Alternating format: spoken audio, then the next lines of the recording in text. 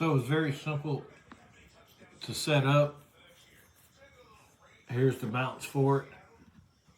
Took me maybe 10 minutes to download the app and get everything set up. I've actually got the camera in there just facing in the living room. I'll show you a quick view of it on my phone. I mean, it's kind of blurry because this ain't clicking in on my phone. But it actually has a really good picture on my phone. It didn't take me long at all to hook it up.